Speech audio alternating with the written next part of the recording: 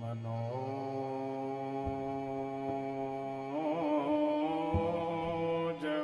मारुततुल्यवेगं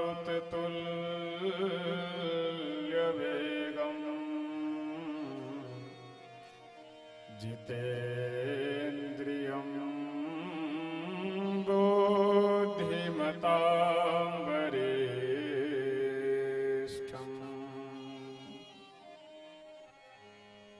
वातात्मजं वानरयोऽथ मुख्यं श्रीरामदूतं शरणं प्रपद्ये।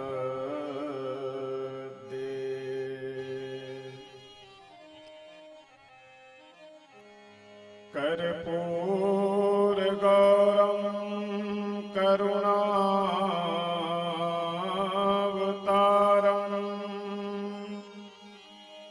संसारसारं भुजगेन्द्रहारं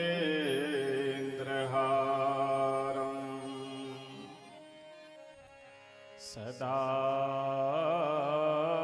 वसन्तं हृदयारविन्दे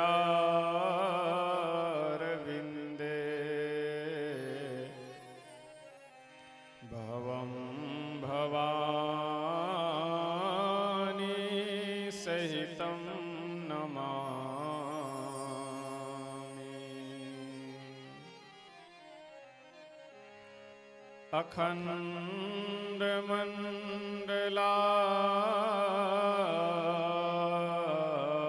अखण्डमण्डलाकारं व्याप्तं येन चराचरम्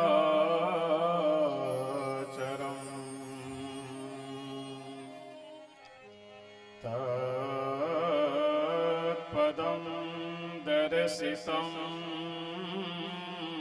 येन तस्मै श्री गुरुवे नमः।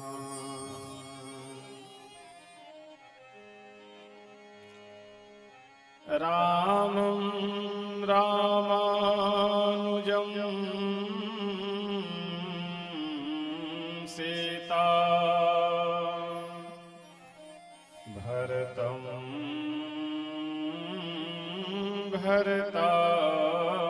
भरतानुजं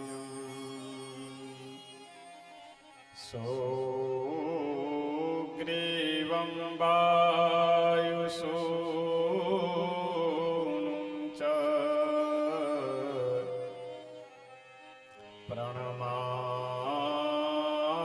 प्रणमामि पुनः पुनः।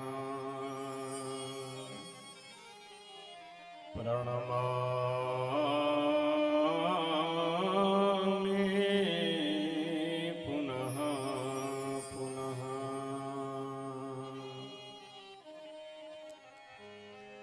अवध धाम धामाधिपते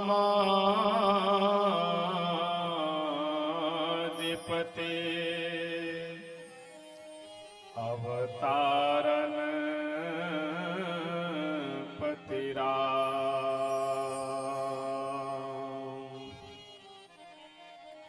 सकल सिद्धिपति जानकी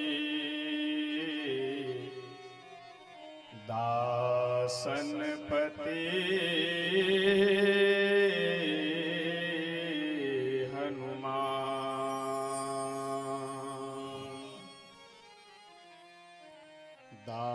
दासनपति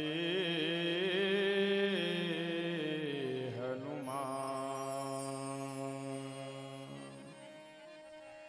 आइए हम सभी भक्त दोबारा भगवान नाम संकीर्तन करते हैं। पीछे वाले की आवाज अधिक है। सीताराम सीताराम सीताराम जय सीताराम सीताराम सीताराम सीताराम जय सीताराम सीताराम सीताराम सीताराम जय सीताराम सीताराम सीताराम सीताराम जय सीताराम सीताराम सीताराम सीताराम जय सीताराम सीताराम सीताराम सीताराम जय सीताराम सीताराम सीताराम सीताराम जय सीताराम सीताराम सीताराम सीताराम जय सीताराम सीताराम सीताराम सीताराम जय सीताराम सीताराम सीताराम सीताराम जय सीताराम सीताराम सीताराम सीताराम सीताराम सीताराम जय सीताराम सीताराम सीताराम सीताराम जय सीताराम सीताराम सीताराम सीताराम जय सीताराम सीताराम सीताराम सीताराम जय सीताराम सीताराम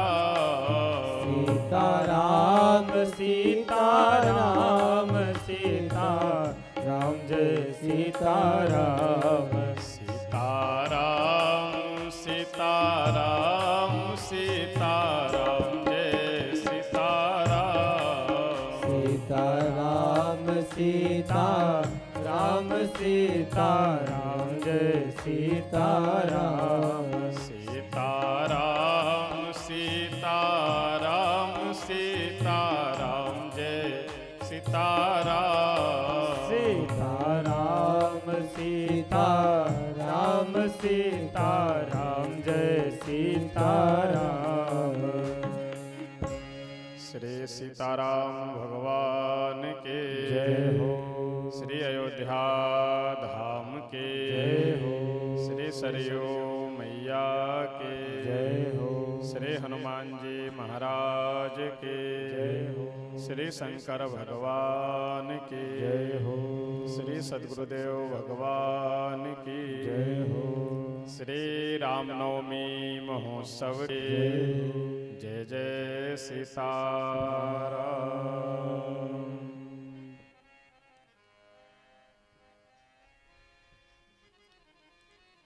अखिल ब्रह्मांड नायक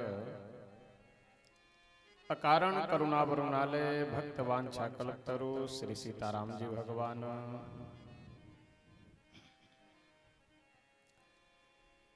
श्री राम कथा के परम रसिक श्री हनुमतलाल जी महाराज परम पूज्य श्री सद्गुरुदेव भगवान जी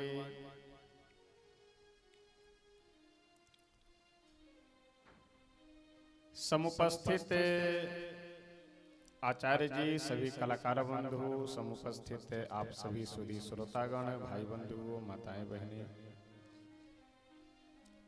हम सब परम सौभाग्यशाली हैं और भगवान श्री राम लला सरकार की विशेष कृपा है हम सब के ऊपर कि श्री रामनवमी महोत्सव के परम पावन पर्व पे यहाँ उपस्थित होकर के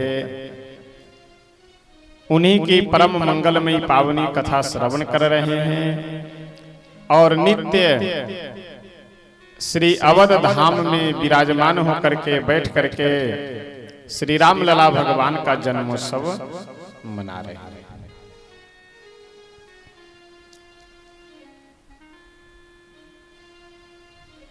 हम लोग चाहे सो रहे हो जग रहे हो, किसी भी स्थिति में अगर हम हैं तो सदैव हम किसी न किसी संग में अवश्य रहते हैं। चाहे किसी व्यक्ति विशेष का संग हो, और यदि हम अकेले बैठे हुए हैं,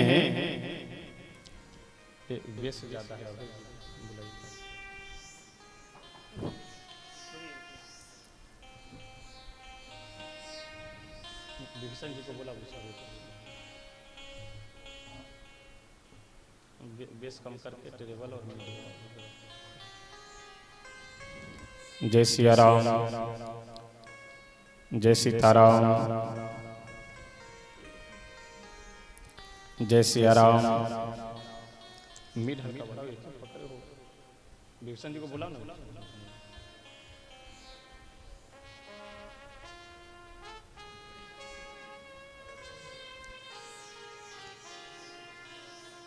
केवल बेस गूंज रहा है, कम करके। जय सिया राम, जय सीताराम, जय सिया राम, जय सीताराम।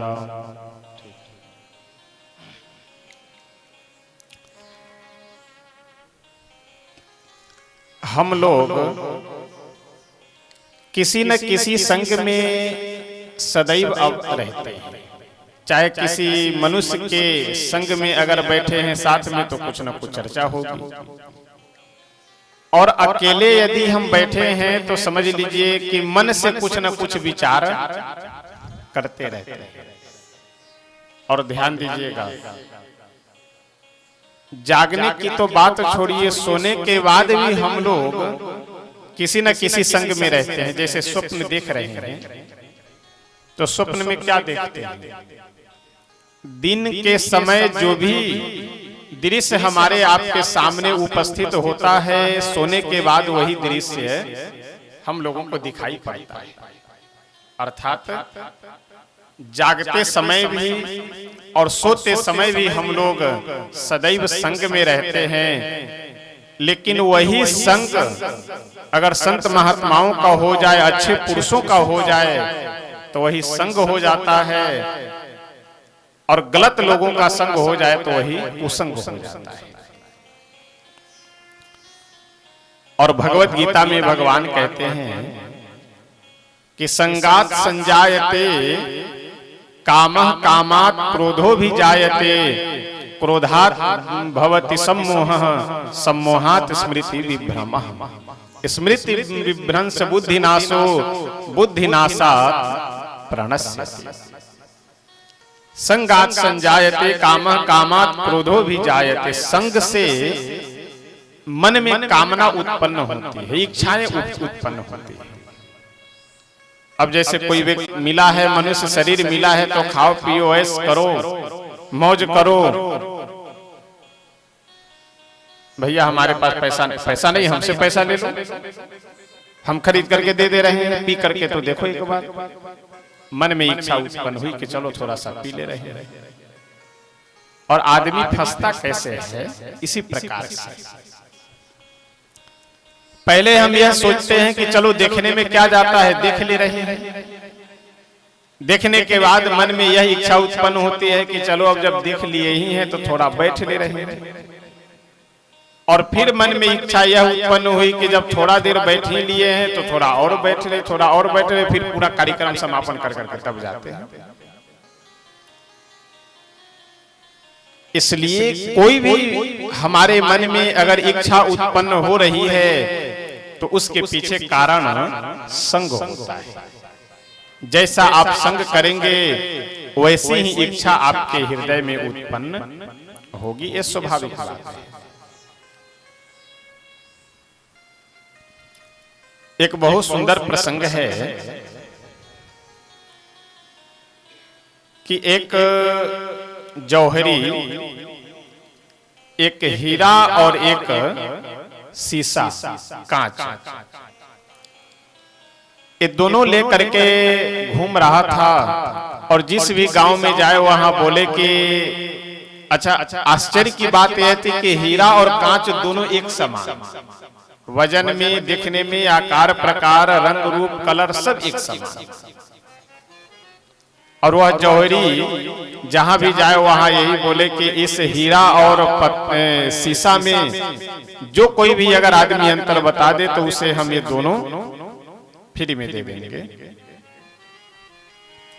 अब लोग वजन उठा करके देखे, वजन एक समान, कलर भी एक समान, कोई अंतर नहीं, एकदम हीरा और कांच शीशा दोनों एक समान था। एक सत्संगी आदमी आया और आकर के बोला कि हम अंतर बता देंगे। वो दोनों पत्थर को उठाया और लेकर के जाकर धूप में रख दिया। कुछ देर बाद धूप से उन दोनों पत्थरों को उठा करके लाया और बोला कि भाई साहब ये पत्थर हीरा है और ये पत्थर शीशा है। लोग आश्चर्य में कि भाई ये गया केवल धूप में रख करके लेकर चला आया, कैसे समझ गया कि ये हीरा है पत्थर है। वह सत्संगी व्यक्ति जौहरी से बोला कि बताइए बात सही है या नहीं है, हम सही पहचाने हैं या नहीं। जौहरी बोला बिल्कुल आप सही पहचाने हैं, लेकिन आप यह बताइए कि कैसे पहचान गए। हम लोगों को तो जांचने परखने की व्यवस्था दूसरी है। आप कुछ यंत्र नहीं लगाए, कुछ टेक्निक आदि का उपयोग नहीं किए, सीधे आप धूप में ले जा करके रखे और फिर ला करके बता दिए कि ये हीरा है, ये कांच है। वह सत्संगी आदमी बोला कि ऐसा है, जब मैं धूप में ले जा करके दोनों पत्थरों को रखा तो एक पत्थर गर्म हो गया और दूसरा पत्थर ठंडा ही बना रहा, वो गर्म नहीं हुआ।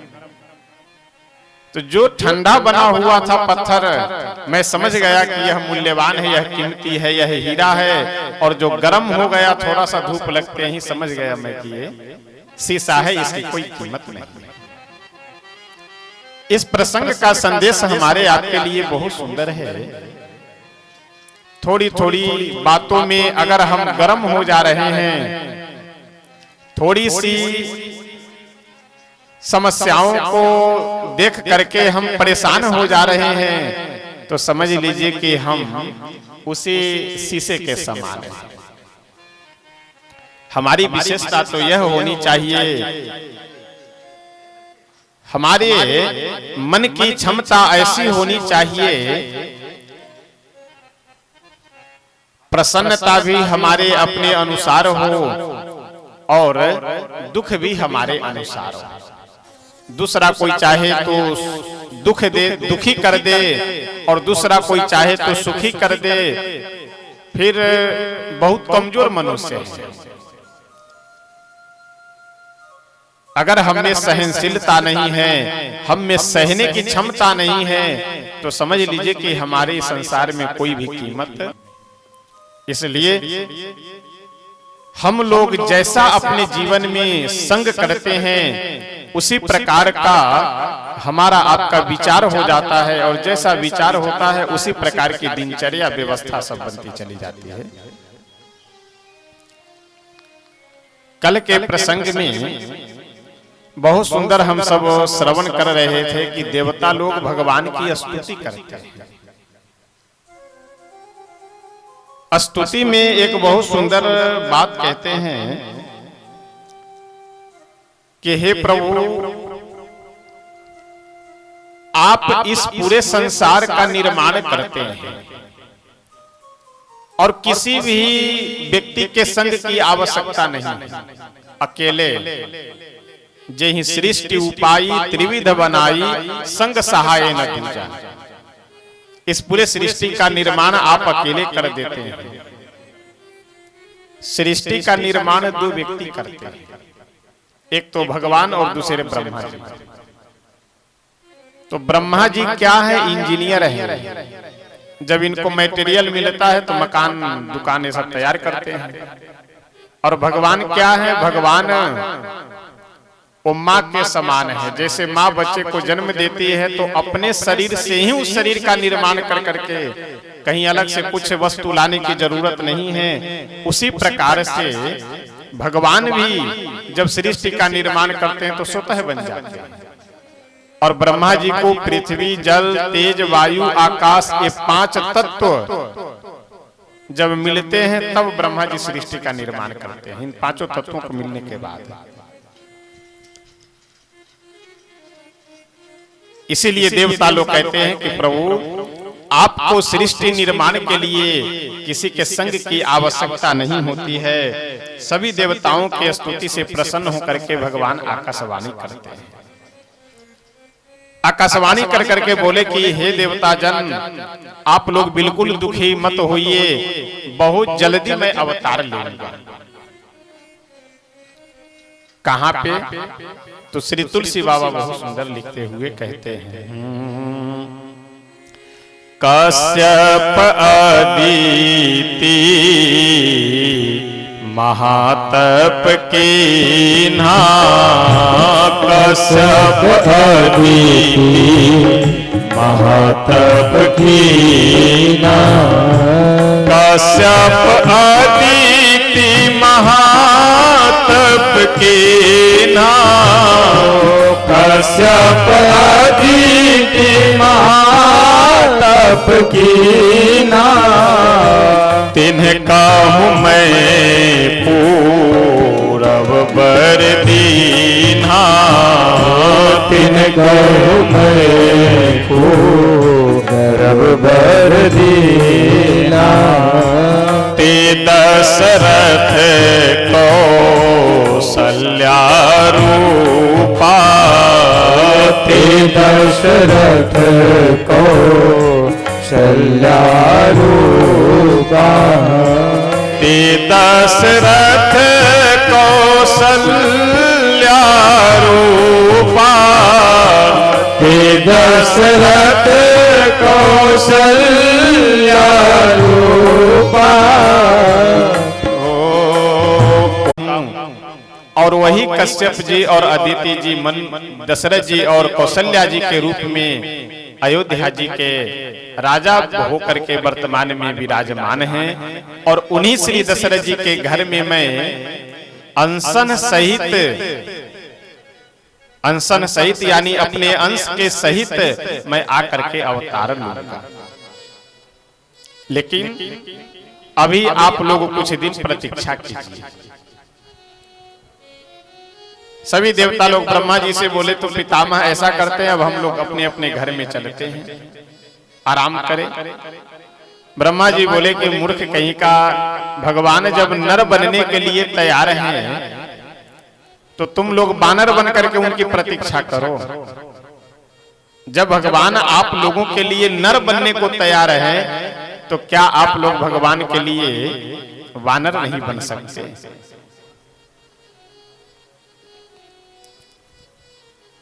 देखिए, ये सभी देवता बहुत ज्यादा दुखी इसलिए रहते हैं कि इन देवताओं को भी ये राक्षस रावण आदि जो राक्षस है, उनके जो अन्य सेवक सैनिक आदि हैं, वो सब शांति से नहीं रहने देते। भुजबल विश्व वश्य करी राक्षसी को न स्वतंत्र, मंडलीक मणि रावण राज करई निज मंत्र।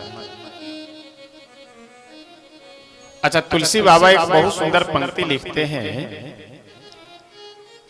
कि जब ये राक्षस लोग स्वर्ग पे आक्रमण करते हैं तो देवता लोग इनसे युद्ध ही नहीं करते, बस भाग लेते हैं। जैसे आगे आगे ये राक्षस जब दौड़ाना प्रारंभ किए तो आगे आगे देवता लोग भाग रहे हैं और पीछे से ये सभी राक्षस उन्हें दौड़ा रहे हैं। तो देवता लोग एक बहुत बढ़िया जगह है अपने लिए चयन कर करके रखे हुए, सुमेरु पर्वत पे जाते हैं और जाकर के गुफा में प्रवेश कर गए। अच्छा, गुफा में छिपते इसलिए हैं कि ये राक्षस लोग अंदर जा ही नहीं सकते। क्यों? क्या ये लोग जैसे देवता लोग झुक करके अंदर प्रवेश करते हैं, क्या वैसे झुक करके राक्षस लोग अंदर नहीं जा सकते? नहीं जा सकते। ये सभी दरवाजे पे ही खड़े होकर के ललकारते हैं खूब, जो भी अपशब्द मन में आया उसका प्रयोग किए, लेकिन अंदर नहीं जा सकते। क्यों? क्योंकि अंदर जाने के लिए झुकना पड़ेगा और ये राक्षस लोग झुक नहीं सकते। और देखिए, जो आदमी अपने जीवन में अगर झुकना नहीं सीखा, झुकना नहीं जाना, तो वह अपने जीवन में विकास कर ही नहीं सकता है, और विकास कर भी जाए तो ज्यादा दिन तक वह विकास रहेगा नहीं उसके जीवन में। कभी भी कोई पद हो, धन हो, प्रतिष्ठा हो, ये सारी वस्तुएं पात्रता से मिलती है। देखिए एक आध्यात्मिक बात बतावे, एक बहुत सुंदर संत का ये विचार है, ये बहुत अच्छे सिद्ध संत का, कि इस संसार में सारी शक्तियां विद्यमान हैं, अनंत शक्ति विद्यमान है।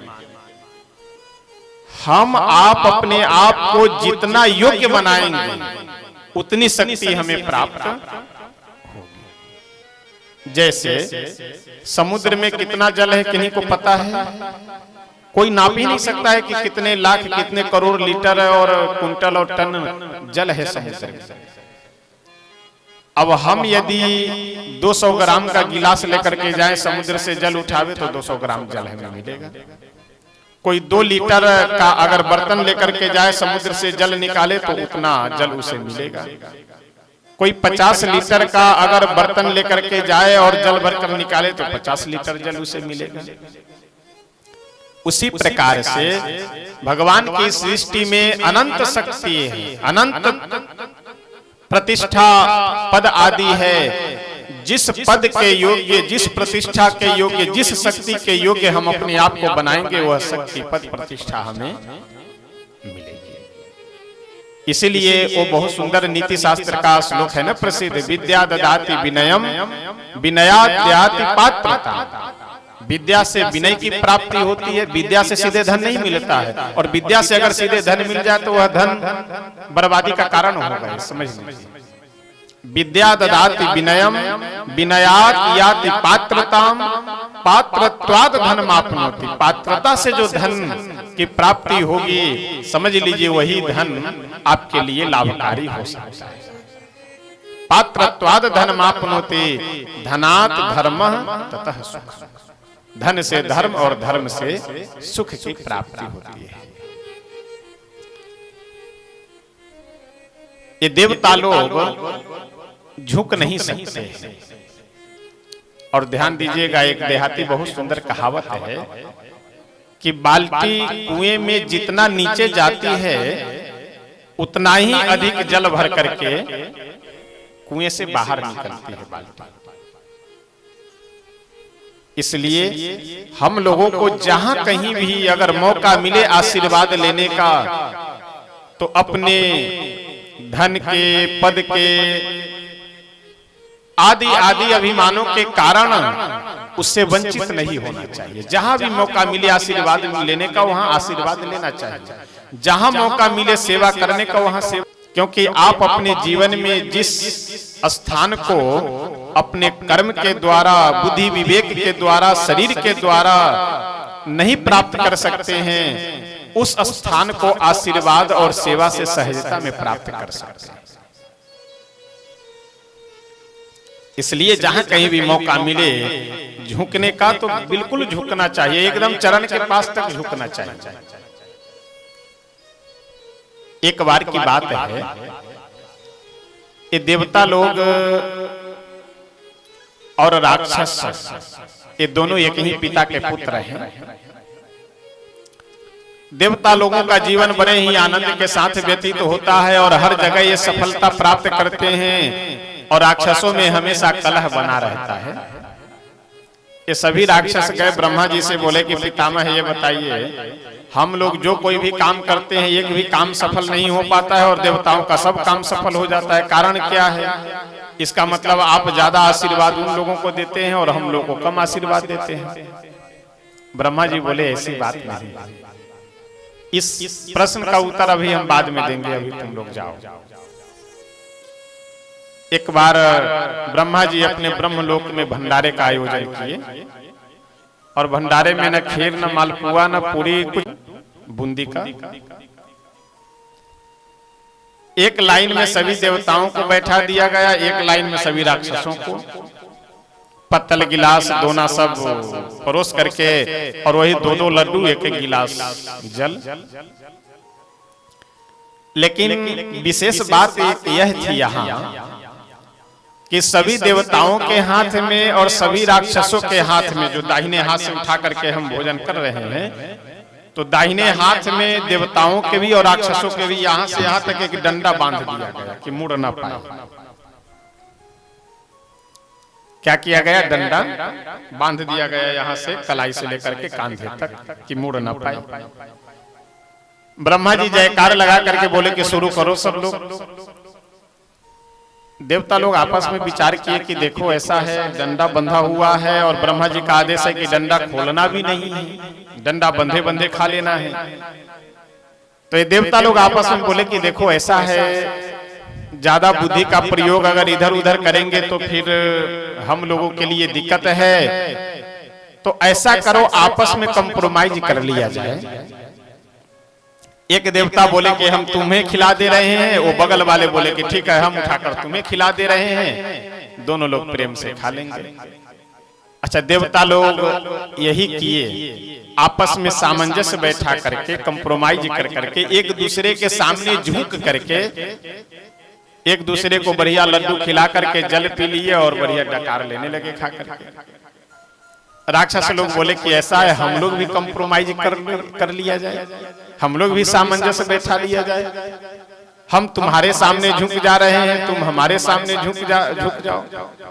दूसरा राक्षस बोला कि वाह क्या बात करते हो, हम तुम्हारे सामने झुक जा, खाओ चाहे ना खाओ, लेकिन हम तुमको कैसे खिला देंगे, हम तुम्हारे नौकर हैं। अब एक दूसरे के साथ सामंजस्य तो बैठा नहीं सकते, और 200-200 ग्राम का लड्डू अब खाएं तो कैसे खाएं, हाथ मुड़ भी नहीं सकता, एक दूसरे के साथ सामंजस्य नहीं है। अब ये निशाना बना बना करके फेंके ऊपर। अच्छा, कितना भी अगर बड़ा निशानेबाज आदमी हो तो कोई जरूरी थोड़ी कि ऊपर फेंको तो एकदम मुख के पास ही आए लड्डू। और 200 ग्राम का अगर लड्डू मुख पे आ भी जाए तो दांत से पकड़े पकड़े तब तक नीचे। किसी का लड्डू इधर लुढ़कने लगा, किसी का लड्डू उधर, किसी का इधर, किसी का उधर। ब्रह्मा जी आकर के बोले राक्षसों से कि मूर्खों, इसीलिए तुम लोगों का काम बिगड़ जाता है क्योंकि तुम लोगों को आपस में सामंजस्य नहीं है, एक दूसरे के प्रति तुम झुकना नहीं जानते हो। और ये देवताओं को देखो बुद्धिमानी से बढ़िया खा करके डकार ले रहे हैं और तुम लोग का लड्डू इधर उधर लुढ़क रहा है।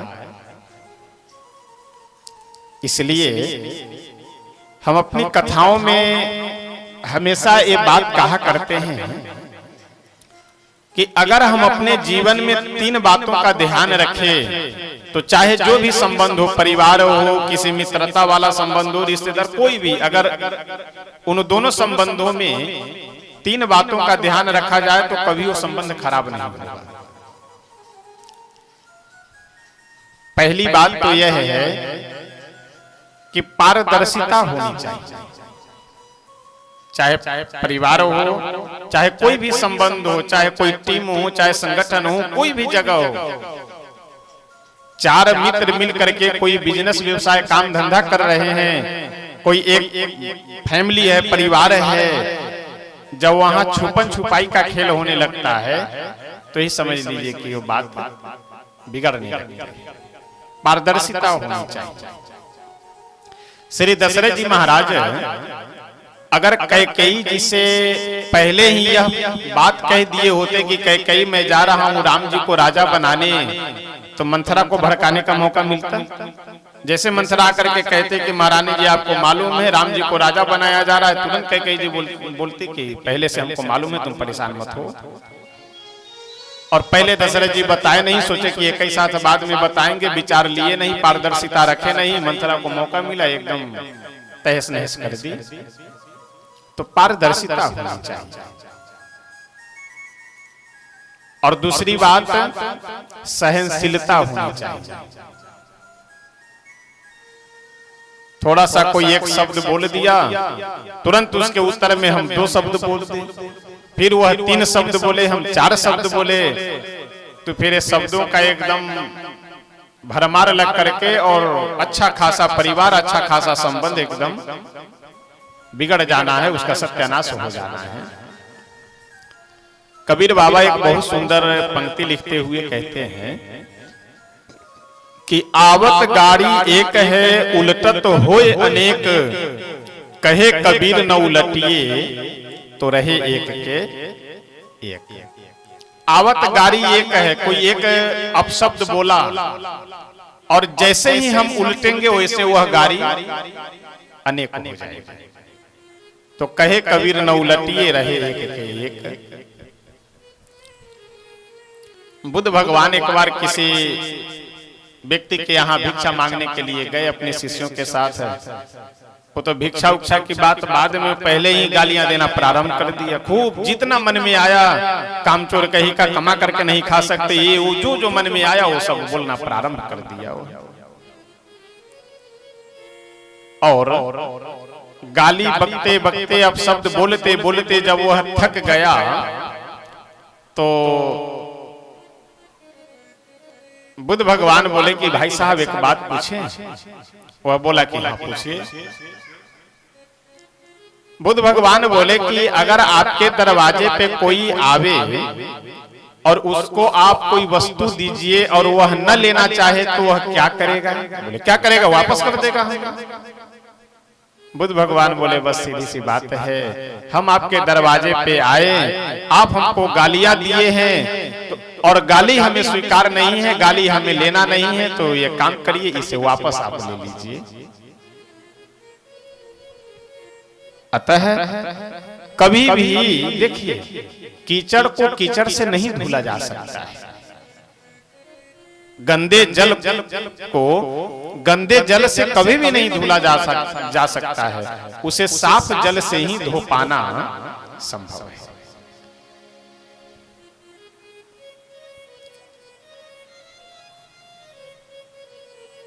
तो दूसरी बात यह है कि सहनशीलता होनी चाहिए। कोई कम काम करने वाला है, कोई ज्यादा काम करने वाला हो, कोई कम बोलने वाला हो, कोई ज्यादा बोलने वाला हो, तो अगर सहनशीलता हमारे आपके पास में है तो समझ लीजिए कि हमारा परिवार अच्छे से चल सकता है। पारदर्शिता, सहनशीलता और सामंजस्यता। सामंजस्यता का मतलब यह है, सामंजस्य का मतलब यह है कि कोई कम काम करने वाला हो, कोई ज्यादा काम करने वाला हो, इसमें सामंजस्य बना करके चला जाए। देखिए, एक दिन की कथा में मैं निवेदन कर रहा था कि इस संसार में जो भी व्यक्ति, जो भी जीव मात्र जन्म लिया है, वह सब अपने अपने कर्मों को लेकर के यहाँ आया। चाहे वो पत्नी हो, बेटा हो, भाई हो, माँ हो, पिता हो, सगे संबंधी, हित मित्र, चाहे जो कोई भी है, ये सब अपने अपने कर्म को लेकर के यहाँ पे जन्म लिए। कोई अगर हमारे आश्रित रह रहा है और हमारे कारण उसका भरण पोषण हो रहा है, तो इससे यह अभिमान मन में नहीं रखना चाहिए कि इसे हम खिला रहे हैं, अगर हम नहीं खिलाते तो ये भूखों मर जाएगा। ऐसी बात नहीं है। उसका अपना प्रारब्ध है, उसका अपना कर्म है, चाहे बेटा हो, नौकर हो, चाकर हो, चाहे जो कोई भी। एक बहुत सुंदर प्रसंग है कि किसी गांव में एक परिवार था। उस परिवार में माताजी, पिताजी जो बूढ़े हो चुके थे और उनके 4 पुत्र थे। एक का नाम था भोगीलाल, जो सबसे बड़े भाई थे। दूसरे का नाम था जुआरी लाल। तो जैसा उनका नाम वैसा उनका काम। नाम कुछ और रहा होगा, लेकिन जुआ के मास्टर आदमी थे, इसलिए जुआरी लाल नाम भी पड़ गए। तीसरे का नाम था पुजारी लाल। अब पुजारी लाल इनका नाम भी था और पुजारी जी वाला इनका काम भी था। कोई काम धंधा करना नहीं, जहाँ कहीं यहाँ पूजा पाठ में लगे हैं, कहीं वहां स्तुति में लगे हैं, कहीं वहां कीर्तन में लगे हैं। और चौथे भाई का नाम था छोटे लाल। सबसे छोटे थे इसलिए छोटे लाल जी उनका नाम में पड़ गए। अब 3 भाई जो थे, उन लोगों की समस्या ये थी, जुआरी लाल जी को जुआ खेलने से फुर्सत नहीं, इधर उधर घूमने से फुर्सत नहीं, पुजारी जी को पूजा पाठ से फुर्सत नहीं, और जो छोटे लाल जी छोटे वाले भाई थे वो विवाह तो हो चुका था, लेकिन विवाह होने के बाद वो आंख की रोशनी दोनों चली गई, अंधे हो गए, इसलिए वो कुछ कर नहीं पाते थे।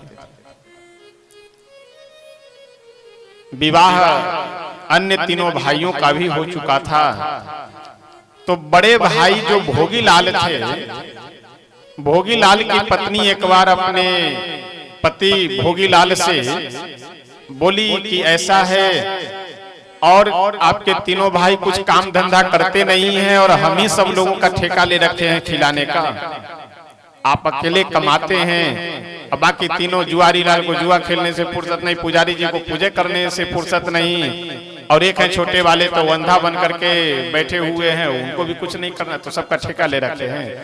पिताजी से बात करिए और कर करके अलग हो जाइए, सबको अलग अलग कर दीजिए। भोगी लाल भी दिमाग से थोड़े उस समय गर्म रहे होंगे, वो भी बात मान लिए। गए पिताजी के पास, बोले पिताजी ऐसा है, चारों भाइयों को आप अलग अलग कर दीजिए, एक साथ हमको नहीं रहना है। पिताजी बोले कि बात क्या है, जब तक हम हैं तब तक कम से कम सब लोग साथ में रहो। बोले ऐसा है, प्रवचन वगैरह हमें मत सुनाइए, चुपचाप अलग कर दीजिए। पिताजी समझ गए कि कहीं ना कहीं इसे कोई भड़काए हुआ होगा या कहीं ना कहीं कुछ मन में ठेस लगा हो, कोई बात होगी। पिताजी बोले कि चलो कोई बात नहीं, अगर तुम संकल्प कर ही लिए हो अलग होने का तो अलग हो जाना, लेकिन चलो पहले तीर्थ यात्रा करा रहे हैं सब लोग मिलकर एक साथ। भोगी लाल बोला कि ऐसा है, तीर्थ यात्रा करने चलेंगे तो, लेकिन हम कोई खर्च नहीं करेंगे, हमारे पास पैसा उसा नहीं है, क्योंकि जब आदमी चिढ़ जाता है तो फिर एक चवन्नी भी उस व्यक्ति के पीछे खर्च करना नहीं चाहता है। पिताजी बोले कि ठीक है तुम मत करना, हम करेंगे, चलो साथ में। पूरे परिवार को लेकर के तीर्थ यात्रा करने के लिए निकले, और रास्ते में प्रथम रात्रि विश्राम किए और सुबह के समय उठ करके स्नान आदि किए, और पिताजी भोगी लाल को 50 पैसा, पुराने जमाने की घटना है, 50 पैसा दे करके बोले कि ऐसा है जा करके भोजन की व्यवस्था कर लाओ। अब भोगी लाल परिवार चलाने में कुशल तो थे ही, क्योंकि सब दिन जिम्मेदार परिवार के थे, बड़े थे, इसलिए सब देख रेख किए थे। गए भुना हुआ चना और नमक लेकर के आए, भुना हुआ चना और नमक पर्याप्त 50 पैसे का लेकर के आए। परिवार के सभी लोग बढ़िया चना नमक खाए, खा करके जल पिए, फिर वहां से चले दिए। गए दूसरी रात्रि विश्राम किए, और विश्राम करने के बाद पुनः जब कल होकर के प्रातः काल की बेला में जगे तो स्नान आदि से निवृत्त होकर के पिताजी जो थे वो जुआरी लाल को बुलाए, बोले कि ऐसा है, ये 50 पैसा लो और जाओ, आज भोजन की व्यवस्था तुम्हें करनी है। अब जुआरी लाल तो एक बार सकबकाया कि अरे भैया को ही दीजिए, यही कुछ अपनी व्यवस्था कर करके लाएंगे, हम तो कभी कुछ जिम्मेदारी वाला काम किए नहीं। पिताजी बोले नहीं नहीं, चाहे जैसे जो भी हो, लेकिन आज तुम्हें ही व्यवस्था कर करके लानी है। जुआरी लाल मुंह लटकाए 50 पैसा लिया और लेकर के जैसे वहां से निकला, सो स्वभाव के कारण एक जगह बढ़िया यही अखाड़ा लगा हुआ था, चल रहा था जुआ।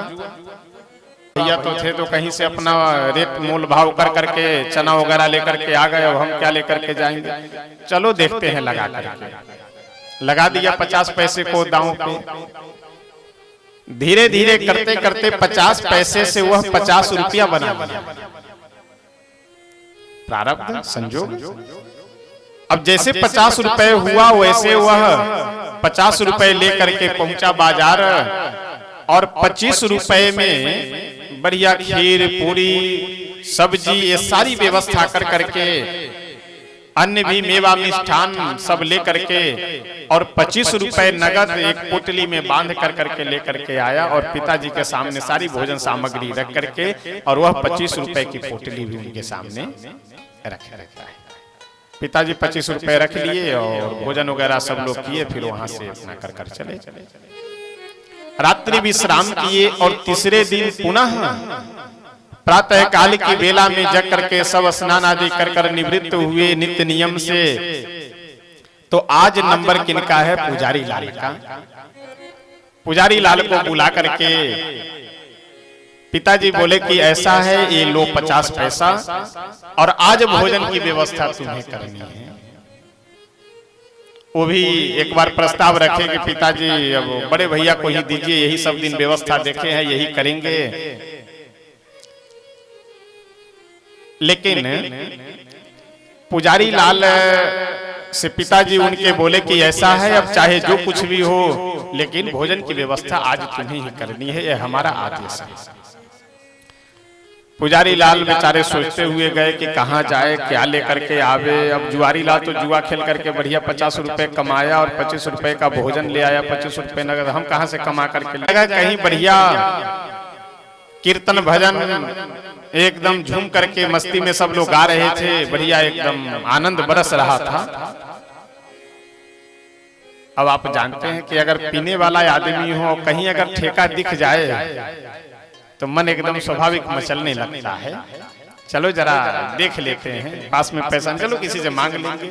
हाथ पकड़ना हो, पैर पकड़ना हो, जो पकड़ना होगा, चरणों में गिरना होगा, गिर जाएंगे, लौट जाएंगे, किसी से मांग करके ही 10, 20, 50 का ले लेंगे। अबे पुजारी जी भजन कीर्तन के प्रेमी, बढ़िया एक जगह एकदम संकीर्तन जम रहा था, जाकर के बैठ गए। अब जब बैठ गए तो इन्हें पता ही नहीं चला कि कब हमें जाना है, किस लिए हम आए हैं और कहीं जाना भी है। वही एकदम मस्ती में मस्त हो गए। भगवान ने देखे कि बताओ, इस संसार में बहुत से ऐसे लोग हैं, जीव हैं, जो हमें मानने वाले नहीं हैं, वह भी दोनों समय भोजन कर करके आराम करते हैं। और मेरे चरणों में बैठा हुआ भक्त और इसके ऊपर आश्रित परिवार अगर भूखा रह जाए तो फिर मेरी विशेषता क्या है? भगवान पुजारी जी का वेश बनाए और 100 रुपए नगद और बढ़िया पूरी, साग, तस्मई, चावल, दाल, मेवा, मिष्ठान, फल आदि लेकर के और सबके लिए वस्त्र खरीद करके बैलगाड़ी पे लादे और लाद करके पहुंचे पिताजी के पास। सारी सामग्री उतार करके पिताजी को दे दिए कि ये सब भोजन सामग्री। पिताजी पूछे नहीं कि कहां से लाए, 50 पैसा दिए हैं, उसमें व्यवस्था करनी, हमको व्यवस्था से मतलब है। और 100 रुपए नगद रख दिए, क्योंकि जुआरी लाल 25 रुपए दिए हुआ था, तो कम से कम यहाँ भगवान बोले कि 100 रुपए हम दे। और पुजारी जी का वेश बनाए हुए भगवान बोले कि ऐसा है पिताजी, आप लोग भोजन करिए, तब तक हम अभी आते हैं। कुछ देर में वहां से निकल गए। 1-2 घंटे बाद जब पुजारी जी का ध्यान खुला, ध्यान से जगे, तो पता चला कि अरे हम तो आए थे भोजन की व्यवस्था करने और यहाँ कीर्तन भजन में, वहां तो सब भूखे बैठे होंगे और अब 25 पैसा में क्या लेकर के चलो वापस चलते हैं, भैया को ही देंगे, वो कहीं से कुछ खोजबीन करके लाएंगे। जैसे वहां से लेकर के आए, बढ़िया सब पेट पे हाथ सहलाते हुए एकदम डकार लेकर के सब सो रहे थे। पिताजी जैसे ही देखे कि मेरा तीसरा पुत्र पुजारी लाल आ रहा है, अभी कह करके गया था कि थोड़े देर में आ रहे, इतने देर के बाद आ रहा है। पिताजी बोले अरे आओ, तुम कहाँ चले गए? भोजन रख करके यहाँ तुम्हारा भोजन रखा, जल्दी से भोजन करो, यहाँ से आगे बढ़ना है हम लोगों को। अब पुजारी लाल परेशान, हम कहाँ भोजन लेकर के अभी आए हुए थे, हम तो 50 पैसा लेकर गए थे, वही लेकर के वापस लौट रहे हैं। लेकिन वो समझ गए कि ये भगवान की कुछ कृपा है, कुछ बोले नहीं, चुपचाप प्रसाद पाए, भगवान की कृपा समझ करके वहां से आगे बढ़ गए। अब चौथे दिन प्रातः काल की बेला में सब जग करके स्नान आदि किए। फिर पिताजी सबसे छोटे वाले पुत्र यानी छोटे लाल को वही 50 पैसा दिए और बोले कि आज तुम भोजन की व्यवस्था करोगे। छोटे लाल बोला कि पिताजी तीनों भाई तो कम से कम आंख वाले थे, कहीं से कुछ व्यवस्था कर करके ले आए, हम कहां से ले आएंगे? पिताजी बोले चाहे जहां से ले आओ, जैसे ले आओ, लेकिन आज भोजन की व्यवस्था तुम्हें ही करनी है। छोटे लाल अंधा हो चुका था, पत्नी डंडा पकड़ करके आगे आगे चल रही थी। पीछे पीछे छोटे लाल बाजार की ओर चल करके जा रहे थे। रास्ते में एक जगह एक पत्थर में इनका पैर फंस जाता है, यानी ठेस लग गया पैर में। पैर में जब ठेस लगा तो छोटे लाल अपनी पत्नी से बोला कि ऐसा है, रुको जरा, यहाँ कुछ खोदने की वस्तु मांग करके पास से ले आओ, खोद करके इस पत्थर को यहाँ से हटा देते हैं। पत्नी बोली कि एक तो इसे पहले से कर्म फूटा हुआ है, और फिर आप काहे के लिए खोद करके अपना कर्म फोड़ने जा रहे हैं, छोड़िए, चलिए आगे बढ़िए। छोटे लाल बोला कि नहीं, हो सकता है मेरे बाद फिर किसी का पैर इस पत्थर में ठेस लग जाए, फंसे, चोट लगेगा, तो कम से कम हमारी यही सेवा हो जाएगी कि इस पत्थर को उखाड़ करके यहां से हटा दे। पत्नी गई, पास में ही कहीं से खोदने की वस्तु लेकर के आई और छोटे लाल खोदने लगा और पत्नी मिट्टी निकाल निकाल करके हटाने लगी। अच्छा, खोदते खोदते जब पत्थर के जड़ के पास तक पहुंचे तो वहां एक पोटली, झोली बंद होकर के झोली वहां पे एक दिखाई दिया, पोटली दिखाई दी। और जैसे उस पे उस खोदने वाली वस्तु से प्रहार किए तो झन झन की आवाज होने लगी। खोद करके जब उस झोली को, पोटली को बाहर निकाले, छोटे लाल बोले कि अपनी पत्नी से बोले कि जरा देखो इसमें क्या है। जैसे पोटली खोल करके देखे वो इसमें स्वर्ण मुद्राएं पड़ी हुई थी, सोने का मुहर। छोटे लाल बोला कि जल्दी से रोड के अलग चलो, नहीं तो आते जाते लोग देखेंगे तो कोई छीन करके भी भाग सकते हैं। एकांत में गए और अपनी पत्नी से बोले कि गिनती कर करके देखो कि कितनी स्वर्ण मुद्राएं हैं। गिनती जब छोटे लाल की पत्नी की तो 500 स्वर्ण मुद्राएं उसमें थी, 500। अब एक बार पत्नी उनकी बोली कि ऐसा करते हैं कि इसमें से आधा निकाल ले रहे हैं और पिताजी को आधा का ही हिसाब किताब दिया जाएगा। छोटे लाल बोले कि नहीं, अभी तक हमें क्यों नहीं मिला था, आज मिला है। जब परिवार की जिम्मेदारी हमारे ऊपर आई है तो आज यह स्वर्ण मुद्राएं मिली है, इसका मतलब इसमें सबका अधिकार है, इसलिए इसमें निकालना नहीं। आधा केवल अलग करो और आधा अलग करो, यानी 250 स्वर्ण मुद्राएं अलग बांध कर करके रखो और 250 स्वर्ण मुद्राएं अलग कर लो। और वह छोटे लाल गए, जाकर के बाजार में 250 स्वर्ण मुद्राओं को सबके लिए भोजन, वस्त्र, आभूषण और कई दिन की भोजन आदि की व्यवस्था कर करके 250 स्वर्ण मुद्राओं का सामान खरीदे और 250 स्वर्ण मुद्रा पोटली में बांध कर करके लेकर गए, पिताजी के पास रख दिए। अब भोजन आदि करने के बाद पिताजी भोगी लाल को बुलाए और बोले कि बेटा ये बताओ, जब तुम्हारे भाग्य के ऊपर परिवार आश्रित था, पहले दिन 50 पैसा तुमको भी दिए थे, तो सबको क्या खाने को मिला? केवल चना और नमक।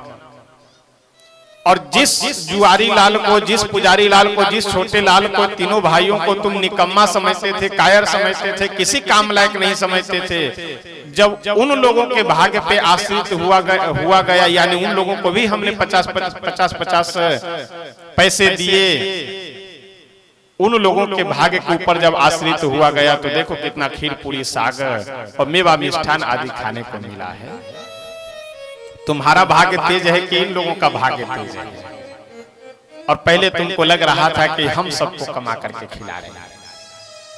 इसलिए हम आप अपने जीवन में जो कुछ भी, अगर किसी का सहयोग, परोपकार, सेवा, चाहे परिवार हो, सगे संबंधी, रिश्तेदार, नातेदार, कोई भी व्यक्ति हो, अगर उनकी हम सेवा कर रहे हैं तो ये समझ लीजिए कि हम अपने लिए पुण्य कर रहे हैं। बाकी इस संसार में प्रत्येक आदमी अपने अपने प्रारब्ध को लेकर के आता है और अपने प्रारब्ध के अनुसार ही सुख दुख भोगता है। आप न किसी को सुख दे सकते हैं और न ही आप किसी को दुख दे सकते हैं। तो मनुष्य जीवन की सार्थकता इसी में है, लाभ इसी में है कि हम लोगों को अपने जीवन में जितना अधिक से अधिक हो सके झुकना चाहिए, सेवा करनी चाहिए, जहां भी बन पड़े परोपकार की भावना हमारे आपके हृदय में अवश्य होनी चाहिए। आइए एक बहुत सुंदर भजन है, एक दो पंक्ति बोल करके तब हम सब आगे बढ़ेंगे।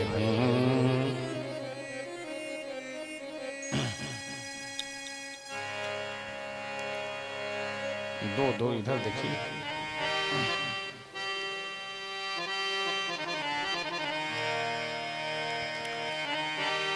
धर्मों में सबसे बढ़कर ये धर्म हमने जाना, धर्मों में सबसे बढ़कर ये धर्म हमने जाना, धर्मों में सबसे बढ़कर धर्म हमने जाना। हरगिज कभी किसी के दिल को नहीं दुखाना, हरगिज कभी किसी के दिल को नहीं दुखाना, धर्मों में सबसे बढ़कर ये धर्म हमने जाना, धर्मों में सबसे बढ़कर हमने जाना, कर्मों में सबसे बढ़कर कर्म बस यही है, कर्मों में सबसे बढ़कर बस कर्म एक यही है, कर्मों में सबसे बढ़कर बस कर्म एक यही है, कर्मों में सबसे बढ़कर बस कर्म एक यही है।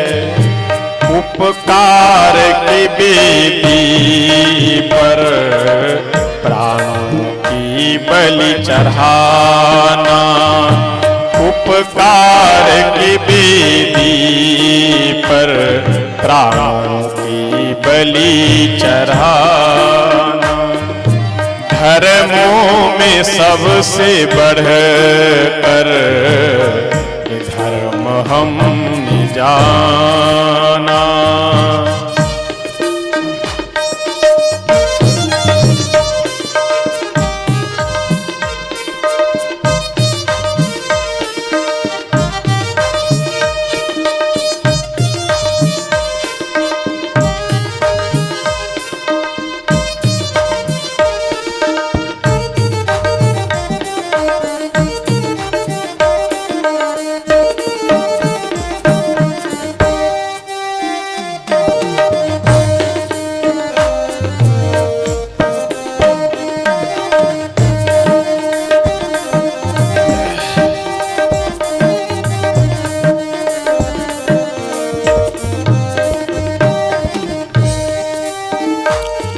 विद्या में सबसे बढ़कर विद्या यह समझ ली है, विद्या में सबसे बढ़कर विद्या ये समझ ली है, विद्या में सबसे बढ़कर विद्या ये समझ ली है, हरि रूप चराचर को मस्तक सदा झुकाना, हरि रूप चराचर को मस्तक सदा झुकाना, धर्मों में सबसे बढ़कर धर्म हमने जाना।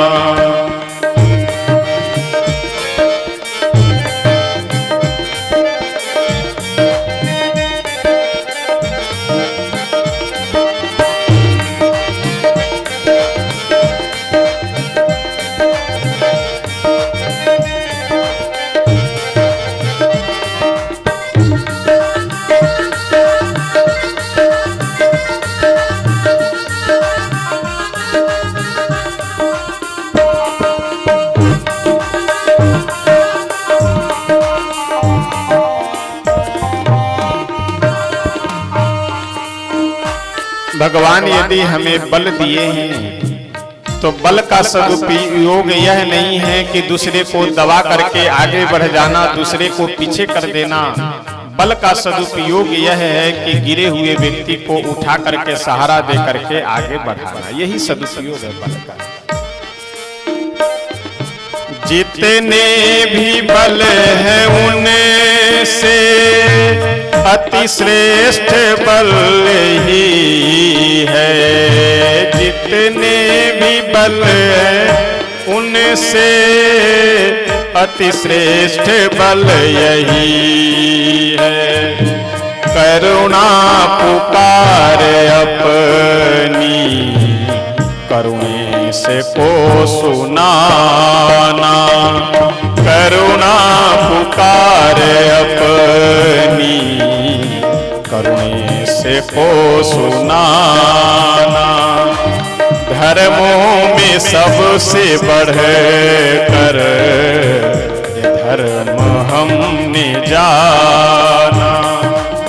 हरगिज कभी किसी के दिल को नहीं दुखाना। हरगिज कभी किसी के दिल को नहीं दुखाना। धर्मों में सबसे बढ़कर ये धर्म हमने जाना।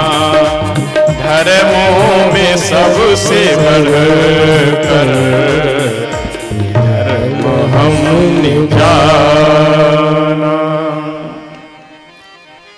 धर्मों में सबसे बढ़कर ये धर्म हमने जाना कि परहित सरिस धर्म नहीं भाई, पर पीड़ा सम नहीं अधिमाई। सबसे बड़ा धर्म यही है कि हम दूसरों की सेवा करें, परोपकार की भावना हमारे मन में हो।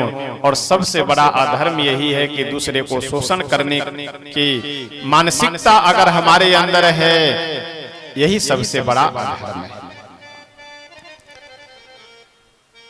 श्री तुलसी बाबा वर्णन करते हुए बहुत सुंदर कहते हैं कि सभी देवताओं से ब्रह्मा जी बोले कि ऐसा है, भगवान अगर नर बनने के लिए तैयार हैं तो आप लोगों को बानर बन करके उनकी सेवा करनी चाहिए। अब सभी देवता अपने अपने अंश से वानर के रूप में प्रकट होकर के पृथ्वी के यत्र तत्र भागों में विराजमान होकर के भगवान की प्रतीक्षा करने लगे।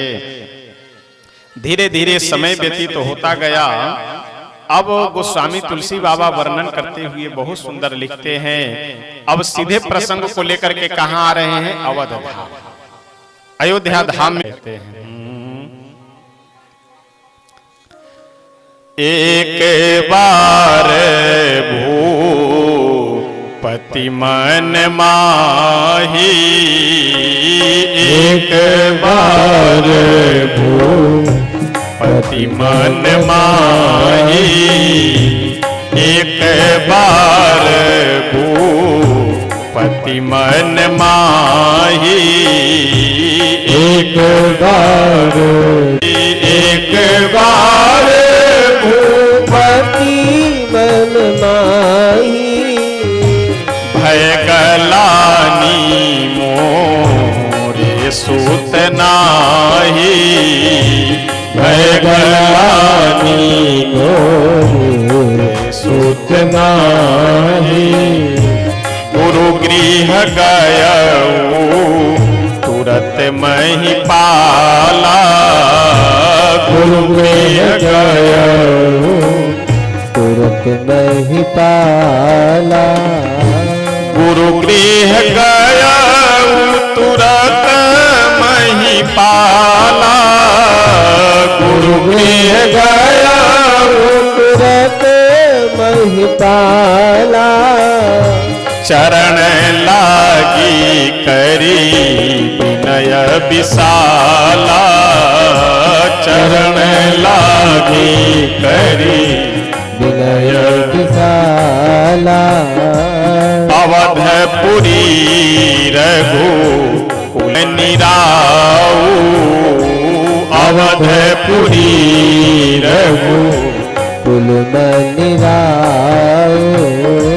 अवधपुरी रघुकुल मनि राओ। अवधपुरी रघुकुल मनि राओ। वेद विदित तेहि दशरथ नाऊ। वेद विदित तेहि दशरथ नाऊ। धर्म धुरंधर पुण्य निधि ज्ञानी। धर्म धुरंधर गुण निधि ज्ञानी। धर्म धुरंधर गुण निधि ज्ञानी। धर्म धुरंधर गुण निधि ज्ञानी। हृदय भगति मति सारंग पानी।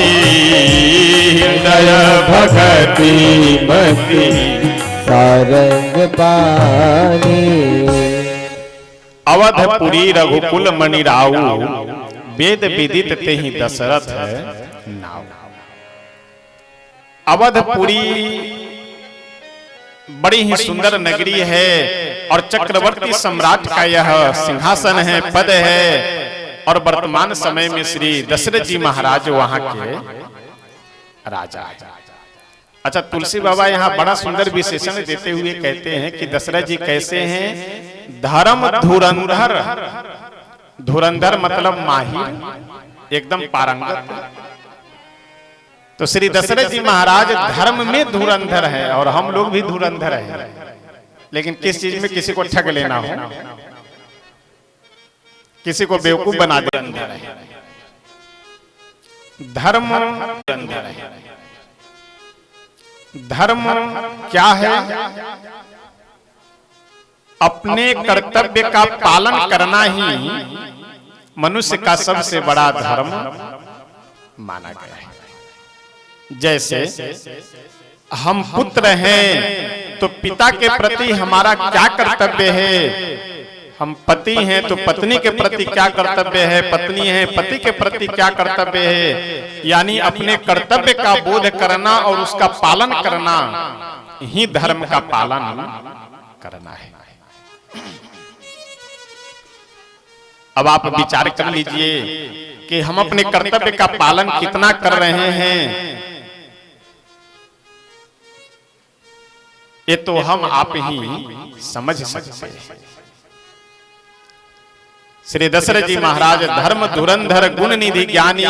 हृदय भगति मति सारंग पानी।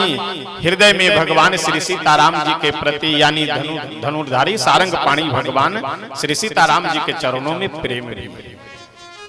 अब यहाँ ध्यान देने योग्य बात यह है, तमाम कुतर्क करने वाले कुछ बुद्धिहीन लोग यह प्रश्न करते हैं कि जब दशरथ जी के यहाँ पे श्री राम जी का अवतार नहीं हुआ था, उससे पहले कौन राम जी थे? इसका मतलब नहीं थे, उसके बाद हुए हैं।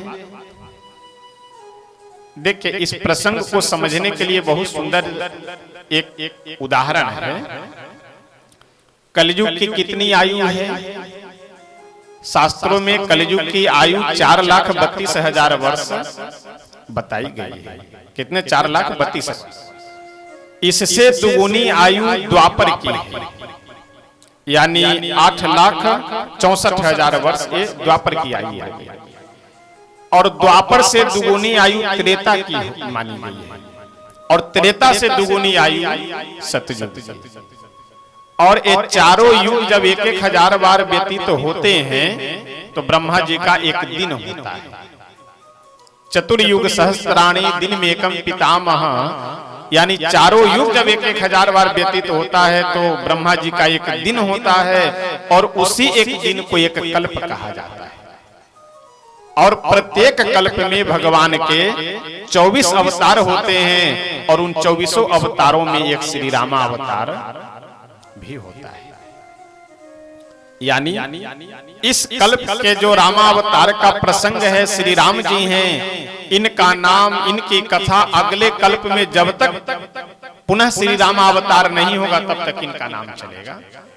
फिर जब अगले कल्प में श्री राम अवतार होगा तो वहां से फिर उनका नाम आगे चलने लगेगा। श्री काकभूषुंडी जी से गरुड़ जी पूछे कि हे काकभूषुंडी जी, आप इस नीलगिरी पर्वत पे यहाँ कब से रह रहे हैं? तो काकभूषुंडी जी उत्तर देते हुए कहते हैं कि यहाँ बसत मोहि सुनु खग ईसा, बीते कलप 7 और 20 7 27 कल्प मुझे हो गए यहाँ रहते हुए, यानी 27 बार श्री काकभूषुंडी जी भगवान श्री राम जी का अवतार देख चुके हैं। तो इसलिए एक कुछ नासमझ लोग जो फालतू के कुतर्क करते रहते हैं, इनके चक्कर में कभी पड़ना नहीं चाहिए। श्री दशरथ जी महाराज की कौशल्यादि नारी प्रिय सब आचरण पुनीत, पति अनुकूल प्रेम दृढ़। कौशल्यादि दशरथ जी महाराज की पत्नियां हैं। यहाँ तो तुलसी बाबा बस 3 की ही चर्चा करते हैं, लेकिन अलग अलग ग्रंथों में किसी ग्रंथ में 360 की संख्या बताई गई है, किसी ग्रंथ में 700 की संख्या बताई गई है, लेकिन तुलसी बाबा मुख्य रूप से 3 रानियों का ही, 3 महारानियों का ही नाम कौशल्या जी, कैकेयी जी और सुमित्रा जी का नाम लेते हैं। श्री दशरथ जी महाराज कितने वर्ष के हो गए हैं? 60,000 वर्ष के हो चुके हैं। एक भी कोई संतान की प्राप्ति अभी तक नहीं हुई है। गोस्वामी तुलसी बाबा कहते हैं, एक दिन अपने सिंहासन पे बैठे श्री दशरथ जी महाराज कुछ विचार कर रहे हैं। इतने में मन बड़ा उदास हो गया और यह पूरा जीवन सुख संपत्ति धन वैभव साम्राज्य सब फीका लगने लगा, सब बेकार लगने लगा। एक बार भूपति मन माही, भय गलानी मोरे सुत नाही। एक बार भूपति मन माही, भय गलानी मोरे सुत नाही। किस लिए गलानी हो रही है? कि मुझे पुत्र नहीं। देखिए संसार की बड़ी विचित्र विडंबना है। हम लोगों को अगर करोड़ों की वस्तु मिल जाए तो 1 कौड़ी की लगती है, और 1 कौड़ी की वस्तु न मिले वो करोड़ों की लगती है।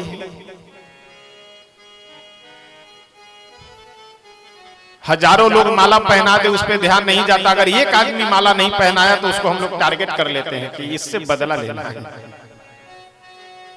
इस स्वाभाविक मनुष्यों की एक कमजोरी होती है। करोड़ों की वस्तु अगर हमें मिल जाए तो वह एकदम 1 कौड़ी की लगती